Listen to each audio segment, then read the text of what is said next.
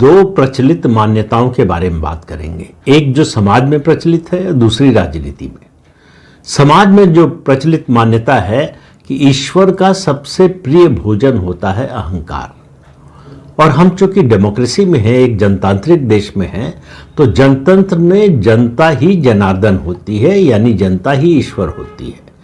तो जनता का भी जो प्रिय भोजन है कहिए आप, या जो चीज वो सबसे ज्यादा नापसंद करती है, वो किसी भी नेता में अहंकार का होना। जब जब नेताओं ने अहंकार दिखाया है, तब तब जनता जनार्दन ने उनको सजा दी है। ये अलग बात है कि नेता उससे कोई सीख लेते नहीं। ज्यादातर नेता ऐसे होते हैं जो सबक लेने को तैयार नहीं होते, अपनी गलतियों से सीखने को तैयार नहीं होते, और दूसरों की गलती से भी सीखने को तैयार नहीं होते। तो ऐसे लोगों के लिए तो कुछ किया नहीं जा सकता। लेकिन जनता तो अपना काम जो है निरंतर करती रहती है, बिना इस बात की परवाह किए कि किसका फायदा हो रहा है, किसका नुकसान हो रहा है। उसकी नजर में फायदा नुकसान, प्रदेश में चुनाव हो रहा है तो प्रदेश का, देश का चुनाव हो रहा है तो देश का, इसके अलावा कोई कंसिडरेशन होता नहीं है। बाकी छोटे मोटे स्थानीय कंसिडरेशन भी होते हैं कि हमारे जीवन पर क्या असर पड़ेगा, कौन सी पार्टी आएगी या कौन से नेता के नेतृत्व में सरकार बनेगी तो हमारा जीवन स्तर सुधरेगा, हमारे दिन सुधरेंगे, हमारे लिए कुछ अच्छा होगा। ये अपेक्षा तो रहती ही है, और ये अपेक्षा हमेशा बढ़ती जाती है। जितना मिलता है उतनी ज्यादा बढ़ती जाती है, और जो देता है उससे और ज्यादा अपेक्षा बढ़ती जाती है। तो इसका फायदा नुकसान दोनों होता है।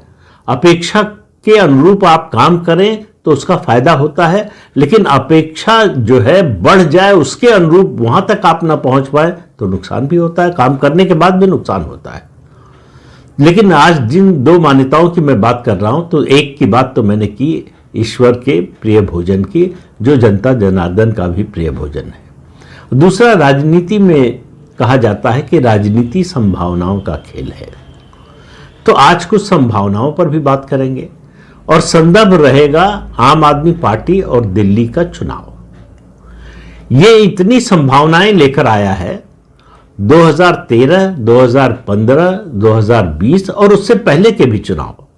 जब भी चुनाव होते थे तो एक ही संभावना की जो बात की जाती थी कि सरकार किसकी बनेगी, सत्ता से बाहर कौन जाएगा, सत्ता में कौन आएगा। ऐसा नहीं कि इस बार ये प्रश्न नहीं है, ये प्रश्न है, लेकिन ये प्रश्न धीरे धीरे गौड़ बनता जा रहा है। मुख्य प्रश्न ये बनता जा रहा है कि अरविंद केजरीवाल और आम आदमी पार्टी का इस चुनाव के बाद क्या होगा। अब मैंने बात की, कहा कि संभावनाओं का खेल है राजनीति, तो संभावनाएं जो हैं पूरी तरह से एकदम लबालब भरी हुई है। पूरी राजनीति दिल्ली की और आम आदमी पार्टी और अरविंद केजरीवाल की राजनीति की बात करें तो संभावनाओं का घड़ा पूरा लबालब भरा हुआ है। क्या क्या हो सकता है भाई? एक तो बात जो साफ नजर आने लगी है, धीरे धीरे स्पष्ट होता जा रहा है कि एक बात जो निश्चित रूप से कही जा सकती है वो ये है कि अरविंद केजरीवाल और आम आदमी पार्टी अपने राजनीतिक करियर में पहली बार दिल्ली के चुनाव में बैकफुट पर है। अभी चलिए हार जीत की बात नहीं करते। हर बार चुनाव, 2013 का चुनाव हो, 15 का हो, 20 का हो, अरविंद केजरीवाल और आम आदमी पार्टी फ्रंट फुट पर रहती थी, आगे बढ़कर आक्रामक विजेता के रूप में नजर आती थी। इस बार विजेता के रूप में नजर नहीं आ रही है। इस बार वो जीतने की बजाय अपनी हार को कम करने या हार को रोकने की कोशिश कर रही है, और ये साफ सबको नजर आ रहा है। सबको छोड़िए, आम आदमी पार्टी के नेताओं और कार्यकर्ताओं को भी नजर आ रहा है। और जब नेता का अपना घर खतरे में पड़ जाए तो समझिए कि संकट भारी है। अरविंद केजरीवाल पहली बार चुनाव लड़े थे विधानसभा का, नई दिल्ली विधानसभा क्षेत्र से, जहां से उस समय की मुख्यमंत्री शीला दीक्षित विधायक थी, और उनको हराया था। जायंट किलर कहे गए, मुख्यमंत्री को हराया और मुख्यमंत्री बन गए। अब ये भारतीय राजनीति की बहुत बड़ी विडंबना है। ऐसा उदाहरण आपको दूसरा कोई नहीं मिलेगा कि जिस पार्टी को सत्ता से उखाड़कर फेंका, जिस पार्टी को सत्ता से हटाया, 15 साल की सत्ता से हटा दिया जिस पार्टी ने, वो पार्टी मतलब हराया किसने, हटाया किसने? आम आदमी पार्टी ने। और उस पार्टी के नेता को पहली बार मुख्यमंत्री किसने बनाया? जिसको हराया था, यानी कांग्रेस पार्टी ने। इस तरह का उदाहरण आपको दुनिया में और कहीं मिलेगा नहीं। तो ये एक अद्भुत जो है दृश्य राजनीति में, दिल्ली की राजनीति में देखने को मिला। तो ये बात अगर उस समय फरवरी 2013 में आपसे कही जाती कि कांग्रेस पार्टी अरविंद केजरीवाल को मुख्यमंत्री बना सकती है, तो आप कहते हैं कि आपका दिमाग खराब हो गया है। ये हो ही नहीं सकता, असंभव बात है। अरविंद केजरीवाल ने कांग्रेस पार्टी का जितना नुकसान किया है, बीजेपी का नहीं किया है। बीजेपी का कोर वोट अगर आप देखिए 2013 से लेकर 2020 तक के विधानसभा चुनाव तक, तीनों चुनाव में बीजेपी का कोर वोट 32 से 36% के बीच में वो बना हुआ है। कांग्रेस का वोट शेयर लगातार घटते घटते वो पिछले चुनाव में 4% के करीब आ गई, लेकिन उसके बावजूद लोकसभा चुनाव दोनों मिलकर लड़े। अब इस तरह का तालमेल जो है, आपको राजनीति में संभावनाओं का खेल तो है, लेकिन ऐसी संभावना जो है, इस तरह से संभावना तलाशी जाए, ये काम केवल कांग्रेस पार्टी और आम आदमी पार्टी ने दिल्ली में किया। यही दो पार्टियां थी पंजाब में भी मुख्य प्रतिद्वंदी, लेकिन वहां पर इन्होंने ये संभावना नहीं तलाशी। लेकिन बात आम आदमी पार्टी की कर रहे हैं। आम आदमी पार्टी का गठन 2 अक्टूबर 2012 को हुआ था। आज जब हम बात कर रहे हैं तो जनवरी 2025 में है, और मुझे पता नहीं क्यों बार बार लगता है, इस पर कई बार मैं वीडियो भी बना चुका हूं, कि आम आदमी पार्टी के लिए 2025 का साल जो है वो एक तरह से सर्वाइवल का सवाल है। राजनीतिक सर्वाइवल की बात कर रहा हूं कि ये पार्टी 2025 के बाद रहेगी भी। 2 अक्टूबर 2025 के बाद जो उसका स्थापना दिवस है, उस दिन के बाद ये पार्टी मौजूद रहेगी या नहीं रहेगी। दूसरा, अरविंद केजरीवाल का क्या होगा। सुप्रीम कोर्ट ने जिन शर्तों पर जमानत दी है, उन शर्तों के चलते अरविंद केजरीवाल मुख्यमंत्री नहीं बन सकते। अगर आम आदमी पार्टी की सरकार आ जाए तो भी अगर अरविंद केजरीवाल मुख्यमंत्री नहीं बनेंगे, अभी तो आतिशी को उन्होंने कहा टेम्परेरी मुख्यमंत्री हैं, तो किसी न किसी को, आतिशी को बनाए या किसी और को तो मुख्यमंत्री बनाना पड़ेगा अगर आम आदमी पार्टी की सरकार बनती है। क्या ये बात अरविंद केजरीवाल को बर्दाश्त होगी कि उनकी पार्टी की सरकार है और वो मुख्यमंत्री नहीं है? ये एक ऐसा प्रश्न है जिसका जवाब आज देना बड़ा मुश्किल है। और दूसरी बात, 12 साल में, और अक्टूबर 2025 तक की चलिए बात कर लें तो 13 साल में, इतनी तेजी से कोई पार्टी ऊपर चढ़ी हो और उतनी ही तेजी से नीचे आई हो, इसका भी उदाहरण नहीं मिलेगा। जो पार्टी जिसका कोई अस्तित्व नहीं था 2 अक्टूबर 2012 से पहले, वो अस्तित्व में आई और पूरे देश पर छा गई परसेप्शन में। जनाधार के स्तर पर देखें तो केवल दिल्ली में, और उसके बाद पिछले चुनाव में यानी 2022 के चुनाव में पंजाब में। हालांकि 2017 में भी वो मुख्य विपक्षी दल बन गई थी, लेकिन दिल्ली से आम आदमी पार्टी के पांव उखड़ जाएंगे, ये कल्पना तो इससे पहले किसी ने की नहीं थी और आज भी कोई मानने को तैयार नहीं होगा। क्योंकि लोग परसेप्शन पर ज्यादा जाते हैं, रियलिटी पर कम। कई बार ऐसा होता है कि रियलिटी सामने दिखाई देती है, सच्चाई स्वीकार करने को तैयार नहीं होते। जैसे मुझे भी नहीं लग रहा था 2015 में कि कांग्रेस इतनी बुरी तरह से हार जाएगी कि उसकी विधानसभा में 0 सीटों पर वो पहुंच जाएगी, लेकिन ऐसा हुआ। वो जिस तरह का उस समय अरविंद केजरीवाल को लेकर क्रेज था, उसमें स्पष्ट रूप से दिखाई देना चाहिए था, लेकिन नहीं दिख रहा था। तो सच्चाई और परसेप्शन में ये फर्क जो है कई बार नजर नहीं आता है, या नजर आता है तो हम इग्नोर कर देते हैं। हम अपनी पूर्व धारणा के अनुसार मानकर चलते हैं कि नहीं नहीं ऐसा तो हो नहीं सकता, यही होगा। तो ऐसा मानने वाले हैं जिनका कहना है कि ठीक है, बैकफुट पर है आम आदमी पार्टी, अरविंद केजरीवाल मुश्किल में हैं, पहली बार भ्रष्टाचार के आरोपी के रूप में चुनाव लड़ रहे हैं, ये सब बातें ठीक है, लेकिन फिर भी आम आदमी पार्टी जो है अभी भी नंबर 1 पर है। मुझे लगता है कि आम आदमी पार्टी नंबर 1 की स्थिति से फिसल चुकी है। अगर आप 20 दिन एक महीने पहले मुझसे पूछते तो मैं भी यही कहता कि आम आदमी पार्टी नंबर 1 पर है। आज मैं ये कहने की स्थिति में नहीं हूं, हो सकता है मैं 8 फरवरी को गलत साबित हो जाऊं, लेकिन चुनाव परिणामों का अनुमान लगाना हमेशा जोखिम भरा होता है। गलत होने और सही होने की संभावना बराबर बराबर होती है, लेकिन इसके डर से आप जोखिम मोल लेना छोड़ दें, इसके डर से अनुमान लगाना छोड़ दें, ऐसा होता नहीं है। क्योंकि आपको जो सामने दिखाई दे रहा है, ईमानदारी से वो आपको कहना चाहिए। आपका परसेप्शन गलत हो जाए, आपका फीडबैक गलत हो जाए, आपको जो इनपुट मिला वो गलत हो जाए, ये हो सकता है, सही भी हो सकता है। तो जो बात आपको दिखाई दे रही है, आपको लग रहा है कि नहीं यही सही है, मुझे लगता है कि वो बोलना चाहिए। बहुत से लोग हैं जो इससे बचने की कोशिश करते हैं, और ये बचने की कोशिश में वो कहते हैं कि वो निष्पक्ष है इसलिए नहीं बोलेंगे। जो आदमी वोट देता है वो निष्पक्ष नहीं हो सकता है। किसी न किसी पार्टी को, उम्मीदवार को वोट देता है, तो जिसके पक्ष में वोट दिया, जिस पार्टी के, जिस उम्मीदवार के, उसके पक्ष में तो आप खड़े ही हैं। निष्पक्ष कैसे हो गए? या तो आप नोटा का बटन दबा कर आए, या तो आप वोट देने नहीं गए, तो आप दावा कर सकते हैं निष्पक्ष होने का। लेकिन अगर आपने वोट दिया है किसी उम्मीदवार और पार्टी को, तो आप निष्पक्ष तो कतई नहीं है, आप झूठ बोल रहे हैं कि आप निष्पक्ष हैं। अब पहली धारणा, जो सामाजिक धारणा है, जो समाज में बात चलती है, ईश्वर का प्रिय भोजन और जनता जनार्दन का प्रिय भोजन।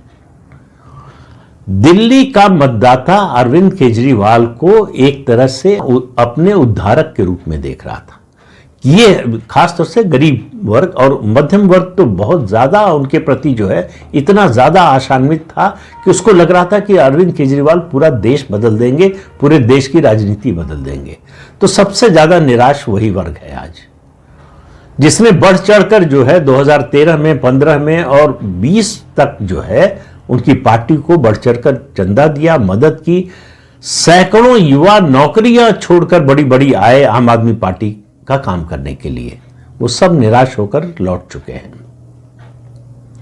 तो गरीब आदमी को ऐसा लग रहा था, गरीब आदमी, और खासतौर से बिजली पानी मुफ्त मिलने से जाहिर है कि उसके जीवन में असर तो पड़ा, परिवर्तन तो आया, उसको फायदा मिल रहा था। गरीब आदमी के लिए ये छोटी सी भी रकम बहुत बड़ी होती है, जो बहुत से लोगों को समझ में नहीं आती है। तो इसका लाभ अरविंद केजरीवाल को मिला। लेकिन अरविंद केजरीवाल को ये अहंकार हो गया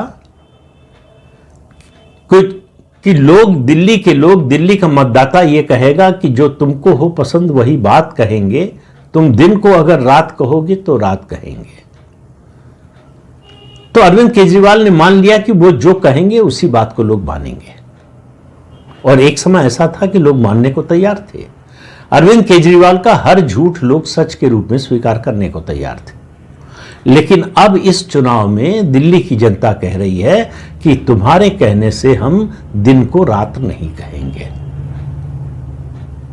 तो एक तो बड़ा परिवर्तन ये आया। दूसरा, दिल्ली की जनता ये बात तो स्वीकार करने को तैयार थी कि अरविंद केजरीवाल की सरकार जो है वो अक्षम हो सकती है, प्रशासन में जो है गड़बड़ी हो सकती है, अक्षमता हो सकती है, जितने वादे किए हैं उनको पूरा नहीं कर पाए हैं, ये भी स्वीकार है। लेकिन अरविंद केजरीवाल भ्रष्टाचार के आरोपी के रूप में उसके सामने आएंगे, इसकी कल्पना जो है उनके मतदाता या उनके समर्थकों ने नहीं की थी। जो कि हो चुका है, जेल जा चुके हैं, आरोप लगा है भ्रष्टाचार का, और लगातार आरोप लगते जा रहे हैं। और मैं तो कई बार कह चुका हूं कि अब तो अरविंद केजरीवाल खुद भी जो है अपने को कट्टर ईमानदार नहीं बोल रहे हैं। तो इससे आप अंदाजा लगा लीजिए कि वो कहां खड़े हैं। फिर अरविंद केजरीवाल से मोह भंग के कारण क्या है? एक तो मैंने कहा भ्रष्टाचार की बात, भ्रष्टाचार के आरोपी के रूप में सामने है। सरकार की अक्षमताएं, 10 साल की सरकार हो गई, 10 साल से ज्यादा समय की, वो सामने आ रही हैं। जो वादे किए, दावे किए, वो पूरे नहीं हुए, वो सामने आ रहे हैं। लेकिन ये चुनाव 2020 के बाद हो रहा है, और 2020 में दिल्ली में हिंदू विरोधी दंगा हुआ और अरविंद केजरीवाल ही मुख्यमंत्री थे। और इस दिल्ली में नहीं, देश में और पूरी दुनिया में इस शताब्दी की सबसे बड़ी महामारी आई कोरोना के रूप में। उस समय अरविंद केजरीवाल ने दिल्ली के लोगों, खासतौर से गरीबों को, उनके हाल पर छोड़ दिया। उनके हाल पर छोड़ दिया होता तो भी गनीमत होती। उनको बेघर कर दिया, उनको शहर बदर कर दिया, दिल्ली से बाहर निकाल दिया। अब इस बात को कितने लोग भूल गए होंगे, कितने लोगों ने इसको याद रखा है, ये बताना तो अभी मुश्किल है, लेकिन वो नतीजे से पता चलेगा। लेकिन सब लोग भूल गए हों ऐसा तो माना नहीं जा सकता। उसके अलावा मुफ्त बिजली पानी की रेवड़ी के प्रलोभन में पानी की जो किल्लत हुई, जो हालत हुई, इस गर्मी में हाहाकार जो मचा पानी के लिए, और टैंकर माफिया जिस तरह से फलता फूलता रहा, ये दिल्ली के गरीबों और मिडिल क्लास सब ने देखा। दिल्ली की कई पॉश कॉलोनियों में भी पानी का भारी हाहाकार मचा पानी के लिए, वो भी देखा। अरविंद केजरीवाल को जेल जाते हुए भी देखा, जमानत पर छूटते हुए देखा और फिर जेल जाते हुए देखा। और कहीं से किसी अदालत से, चाहे ट्रायल कोर्ट हो, हाई कोर्ट हो या सुप्रीम कोर्ट हो, जमानत के अलावा और कोई राहत उनको मिली नहीं। और उनके इर्द गिर्द शिकंजा लगातार कसता ही जा रहा है। तो अरविंद केजरीवाल ने 2020 से 2025 के बीच में क्या किया, और याद कीजिए 2013 से 2015 के बीच में क्या किया, तो अंतर आपको समझ में आ जाएगा। 2013 से 2015 के बीच में उन्होंने ये मान लिया कि उनसे गलती हुई, उन्होंने कांग्रेस का समर्थन लिया। इतनी घोषणाएं करने, कस्में खाने के बाद भी कांग्रेस का समर्थन लेकर वो 4-4.25 महीने के लिए मुख्यमंत्री बने। अब इसके लिए उन्होंने घूम घूम कर 2013 से 2015 के बीच में मुख्यमंत्री पद से हटने के बाद, सरकार जाने के बाद, दिल्ली के लोगों से माफी मांगी, यानी कोर्स करेक्शन किया। 2020 से 2025 के बीच अरविंद केजरीवाल ने कोर्स करेक्शन करने से मना कर दिया, बल्कि उस पर सोचने से भी मना कर दिया कि उनसे कोई गलती हुई है, उनकी पार्टी और वो गलत दिशा में चले गए हैं, या लोगों की अपेक्षा के अनुरूप नहीं उतर रहे हैं, तो उसके लिए कुछ बदलाव लाना चाहिए, कुछ परिवर्तन आना चाहिए। इसको मानने से, स्वीकार करने से मना कर दिया उन्होंने। तो उन्होंने एक हठधर्मिता का रास्ता अपनाया, और जनता को यह भी पसंद नहीं आता कि नेता हठधर्मी हो, उसको दिख रहा हो कि गलत हो रहा है, फिर भी उसको गलत मानने को तैयार ना हो। जनता जिसको गलत मान रही हो, उसको भी नेता गलत मानने को तैयार ना हो, तो लोगों को यह बात पसंद नहीं आती। अरविंद केजरीवाल इसलिए बैकफुट पर है। इसलिए नहीं कि बीजेपी ने कोई क्रांति कर दी है दिल्ली में, या कांग्रेस पार्टी फिर से उठकर खड़ी हो गई है, राख से उठकर जो है फिनिक्स की तरह खड़ी हो गई, ऐसा भी नहीं हुआ है। ये दोनों पार्टियां जितना बढ़ती हुई दिख रही हैं, उससे ज्यादा अरविंद केजरीवाल और आम आदमी पार्टी गिरती हुई दिख रही है। इसलिए ये अंतर पट गया, और अब लग रहा है जो परिस्थिति आज है दिल्ली में चुनाव की, उसमें लग रहा है कि बीजेपी फ्रंट रनर हो गई है। कितनी सीटें आएंगी, किसको स्पष्ट बहुमत मिलेगा नहीं मिलेगा, वो अलग बात है। हालांकि दिल्ली का मतदाता जब भी फैसला करता है, 2013 को अगर आप छोड़ दीजिए, अपवाद के रूप में मान लीजिए, हमेशा जो है उसने स्पष्ट फैसला दिया है। जिसको दिया है, पूरी संख्या दी है, तो उसको सरकार चलाने में कोई दिक्कत ना हो। चाहे 93 में बीजेपी को दिया, या उसके बाद लगातार 3 चुनाव में शीला दीक्षित और कांग्रेस पार्टी को दिया, या फिर 2015-2020 में अरविंद केजरीवाल को दिया। तो इस बार उससे कोई अलग होगा ऐसा लगता नहीं। तो कुल मिलाकर दिल्ली के चुनाव से अरविंद केजरीवाल और आम आदमी पार्टी का राजनीतिक भविष्य तय होना है। यहां केवल दिल्ली में सरकार किसकी बनेगी ये नहीं तय होना है। आम आदमी पार्टी जीत जाती है तो भी, और हार जाती है तब तो होना ही है। दोनों स्थितियों में आम आदमी पार्टी का भविष्य कैसा होगा, वो कितनी दूर तक चल पाएगी, इसका फैसला दिल्ली का मतदाता करने जा रहा है। और दिल्ली के चुनाव का सीधा और तत्काल असर पड़ेगा पंजाब पर। तो 8 फरवरी का इंतजार